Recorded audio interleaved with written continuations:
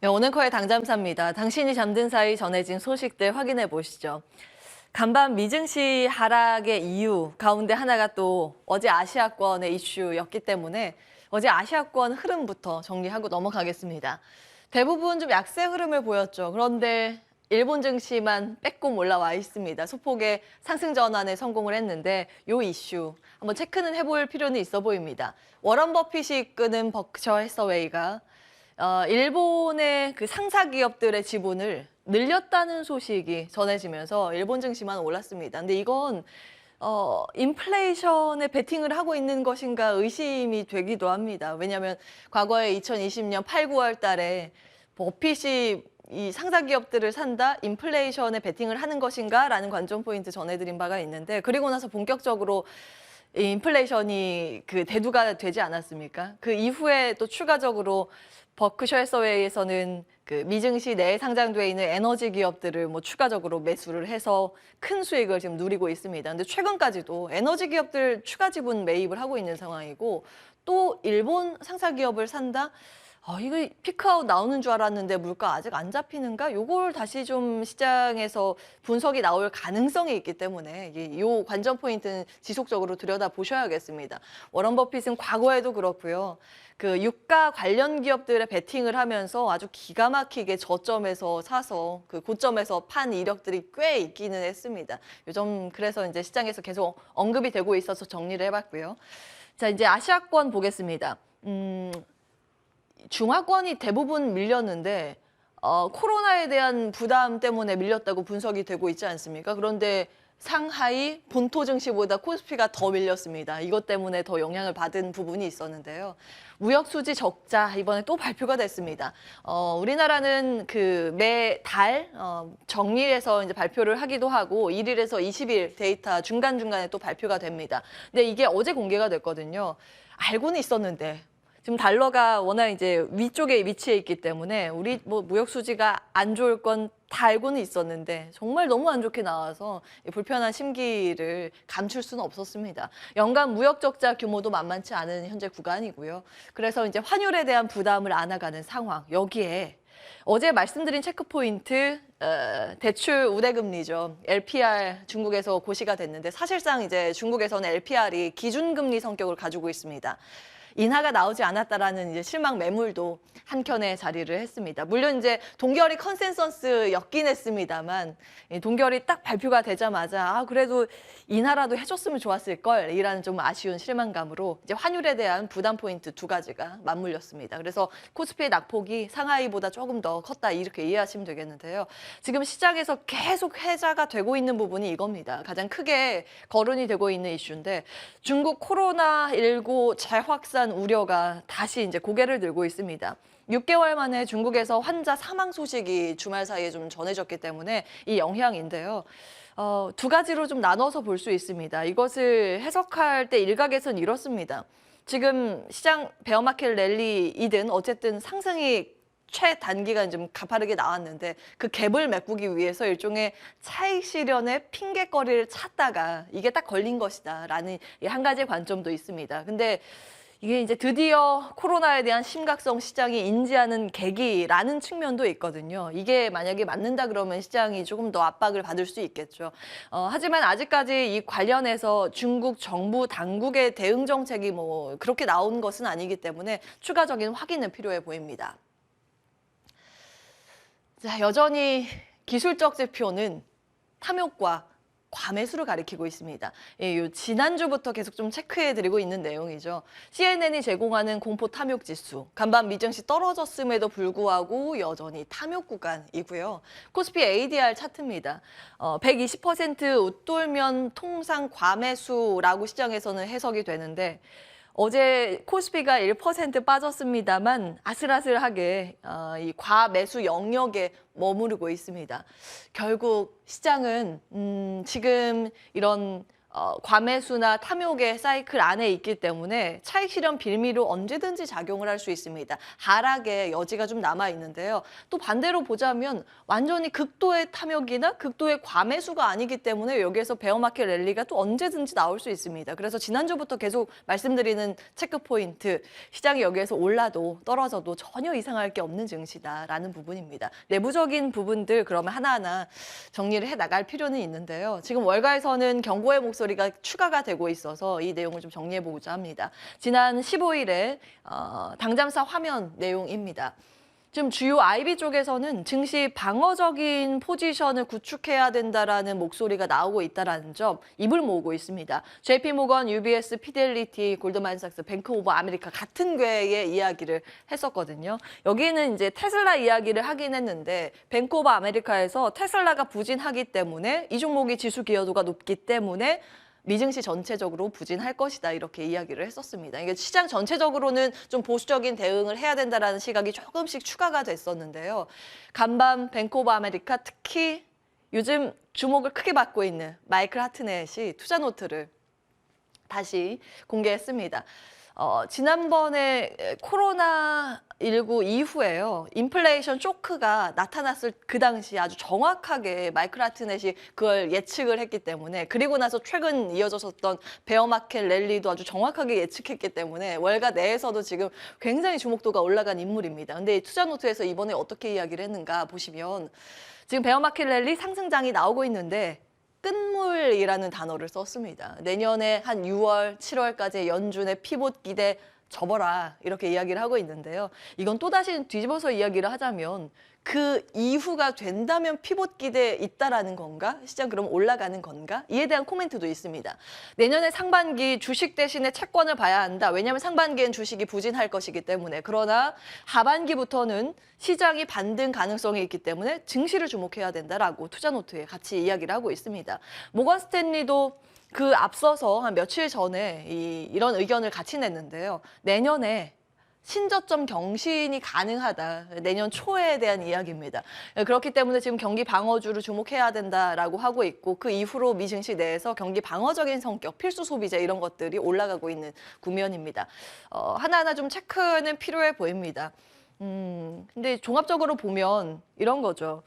내년에 1분기 혹은 2분기 상반기에는 시장 저점을 다지고 내년에 2분기 혹은 하반기 시장이 올라갈 것이라는 그 공통된 IB들의 내용입니다. 자, 그렇다면 우리는 무엇을 생각해야 하는가? 이 명언이 떠올라서 오늘 준비를 해봤는데요. 역발상 투자의 대가죠. 존 템플턴의 이야기. 비관론이 최고조에 달했을 때가 매수의 최적기며 낙관론이 최고조에 달했을 때가 매도의 최적기다.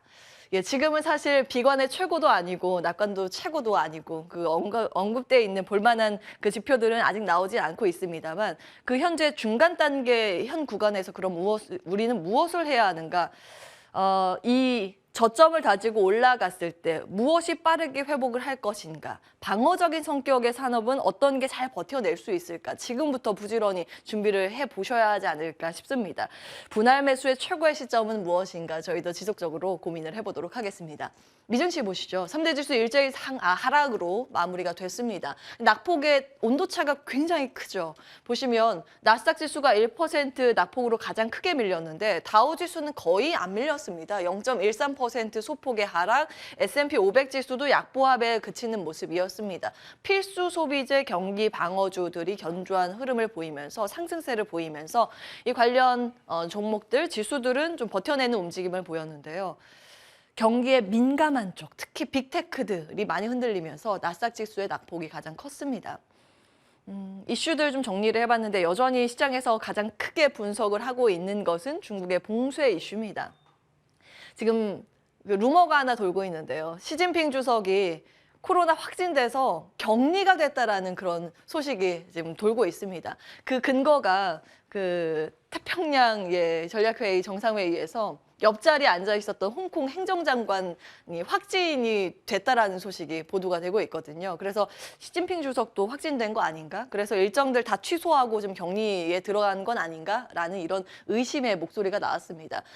이건 좀 확인이 필요해 보이는데 어쨌든 미 증시 내에서 심리적인 작용을 했기 때문에 그 연관된 흐름들 정리를 해봤습니다. 이렇게 되면 중국 소비 부진하게 되나? 방역이 더 강해지나? 이런 우려가 맞물려 있는 중국에서 판매 많이 하고 있는 테슬라가 타격을 받게 되는 모습이었습니다. 전기차가 줄줄이 떨어지는 모습이었고요. 카지노, 여행주의 약세가 두드러졌습니다. 그리고 이런 코로나19로 인해서 봉쇄에 들어간다. 그럼 여기 경기가 둔화가 되겠죠. 그러면 그 자국 내의 통화 가치의 하락을 이끄는 요인입니다. 위엔화의 약세 흐름이 나왔고 상대적으로 달러화의 강세가 포착이 되고 있습니다. 이건 또 우리 환율에도 압박 요인인데 아쉽긴 합니다. 그리고 국제 유가의 약세인데 중국은 기름 많이 소비하는 국가로 알려져 있죠. 소비가 둔화되나 그러면 유가가 떨어지나 이런 내용도 일부 있었습니다. 근데 간밤 순간적으로 WTI가 7% 급락하기도 했었는데 해프닝이 좀 있었거든요. 월스트리트 저널에서 사우디 12월에 증산 논의를 한다. 이런 내용이 나오면서 와, 증산을 하면 유가가 떨어지겠지 하면서 순간적으로 이제 하방 포지션이 압축적으로 나왔습니다. 그러다가 바로 이제 사우디에서 반박을 하자 반등에 나서고 지금은 그 시간외 거래에서 WTI가 좀 올라가고 있는 모습은 특징적입니다. 어찌 되었든 지금 고점 대비했을 때 거의 40% 유가가 빠져 있는 상황이기 때문에 유가에 대한 흐름들 면밀히 좀 들여다보실 필요는 있습니다. 개별주의 이슈들도 정리해봤는데요. 테슬라의 주가는 2020년 이후 좀 최저치로 밀려 있고 물론 이제 중국 판매 우려감도 있습니다. 그리고 리콜에 대한 소식도 있었고 트위터 인수 부담감도 계속 이제 작용을 하는 모습입니다. 애플이 좀 많이 빠졌는데요. 애플뿐만이 아니라 밸류체인 딴 이제 부품주 같이 빠지는 모습. 이제 애플에 납품하는 반도체뿐만이 아니라 반도체 나머지 기업들도 많이 빠졌습니다. 폭스콘의 공장이 중국에 위치해 있지 않습니까? 이제 코로나의 영향으로 인해서 고용이 일시 중단됐다라는 이제 소식에 영향을 받는 모습입니다. 이게 굉장히 눈에 띕니다. 디즈니가 간밤 6% 이상 급등을 했거든요. 아마 기억하실 겁니다. 과거에 디즈니를 한 15년간 이끌면서 그 마켓시어 시장 점유율은 5배 끌어올린 인물이라고 평가받는 이 아이거 CEO가 컴백했다는 소식, 시장을 좀 환호하는 모습이었습니다. 최근 우리 시장에서도 OTT 플랫폼 서비스뿐만이 아니라 컨텐츠 관련 기업들의 흐름이 괜찮은데 이게 조금 더 전달이 되기를 바라는 마음에서 이렇게 다시 같이 써봤습니다. 자, 들어가 보겠습니다. 이제 히트맵을 통해서 흐름들 보시면 이제 한 가지 볼 수 있는 포인트가 있는데요. 이렇게 사선으로 그어서 보시면 이 위쪽에 위치하는 게 대부분 이제 경기 민감 섹터고 아래쪽에 이 위치해 있는 게 거의 필수 소비 경기 방어 쪽입니다. 극명하게 갈렸죠. 경기의 방어주들은 선전하는 모습, 경기 민감 섹터들, 빅테크 기업들이 좀 부진한 모습이 뚜렷하게 나타난 하루였습니다. 자, 하락 섹터 정리를 해봤는데요. 여기 다른 데는 거의 다 올랐는데 이쪽 에너지 섹터만 웃지 못했습니다. 하락세가 좀 강하게 나왔는데 이건 유가의 하락에 영향을 받았다고 보시면 됩니다. 빅테크 떨어졌고 반도체도 같이 밀리는 모습, 자유소비재 쪽도 부진한 모습입니다. 상승 상위 섹터 보시면 필수 소비재 쪽 음식료의 강세가 두드러지는 하루였고요. 농업 비료 테마도 오르는 모습, 그리고 미증시에서는 헬스케어 제약 섹터가 이 방어적인 성격을 가지고 있다고 말씀을 드리고 있습니다. 강한 모습이었습니다. 근데 개별 이슈, M&A 이슈라든지 임상 데이터 긍정 소식들도 곳곳에서 전해지면서 이쪽 분위기가 미증시에서는 굉장히 좋습니다. 그리고 소재 부분. 리튬 테마가 테마 섹터 상위, 가장 위에 포진이 돼 있고요. 섹터별 상승률로 보면 철강 섹터가 가장 좋았습니다. 소재에 대해서 한번 볼까요? 보시면 미 증시에서 굉장히 특이한 움직임이 포착되고 있습니다. 이 빨간 라인이 소재 시가총액 합친 거고요. 이 검은색 라인이 커뮤니케이션 서비스 섹터의 지수인데요. 역전이 당했습니다. 미증시라고 하면 가장 먼저 떠오르는 기업 있으실 겁니다. 거의 그 기업들은 커뮤니케이션 서비스 섹터에 포함이 되거든요. 넷플릭스, 메타, 구글 이런 것들이요. 그런데 이 커뮤니케이션 섹터의 종목들이 지금 고점 대비 굉장히 많이 빠져 있습니다. 26%라고 돼 있는데 간밤 더 떨어졌기 때문에 이 역전 차이가 더 벌어졌을 겁니다. 소재 섹터는 고점 대비했을 때 불과 한 4% 정도밖에 조정을 받지 않았는데 최근 반등 장세에서 추세적으로 좀 회복세가 가파르게 나타나고 있다는 게 하나의 특징이기도 합니다. 자, 이것은 무엇을 의미하는가? 지수가 조정을 받더라도 부진한 섹터의 비중이 줄어드는 대신에 이런 대체할 수 있을 만한 섹터는 비중이 늘어가고 있는 그런 흐름들. 결국 만약에 이 흐름이 이어진다고 한다면 전체 섹터가 다 빠지는 지수의 하락이라기보다는 기간 조정 가능성에 염두를 해야 된다라는 일각의 목소리가 있습니다. 그렇기 때문에 대체 섹터에서 선별적인 작업, 분류 작업이 필요하다라는 이야기가 조언이 나오고 있는데요. 국내에선 대체 섹터가 무엇이 될까요? 아직 이제 뚜렷하지 않다라는 게 아쉽긴 합니다. 국내에서는 순환매 관점에서 뭐 여러 가지 섹터들이 좀 빠르게 돌고 있기 때문에 어디에 초점을 맞춰야 할까, 대안이 무엇인가 잠시 후에 출연자들께 점검 받도록 하겠습니다. 자, 이제 마지막으로 재미로 보는 통계 준비를 해봤습니다. 지금 미국은 추수감사절 주간에 들어가 있죠. 재밌는 통계인데 대부분 추수감사절 그 주간의 미증시는 올랐다라는 내용입니다. 확률은 한 68%의 확률로 올랐고요. 상승의 폭은 평균 0.54% S&P 500 지수 기준으로 올랐습니다. 지난 50년간의 데이터고요. 요일별로 봤을 때는 그 추수감사절 주간에는 목요일 휴장에 들어가지 않습니까? 그리고 금요일에는 조기 폐장에 들어가서 이제 목요일이 빠져 있습니다. 보시면 평균 상승률 기준으로 봤을 때 화요일만 살짝 밀렸고 나머지 요일은 거의 다 상승을 했습니다. 특히 이제 수요일에 상승 확률이나 상승 평균 플러스 구간이 컸다라는 걸 확인해 보실 수 있습니다.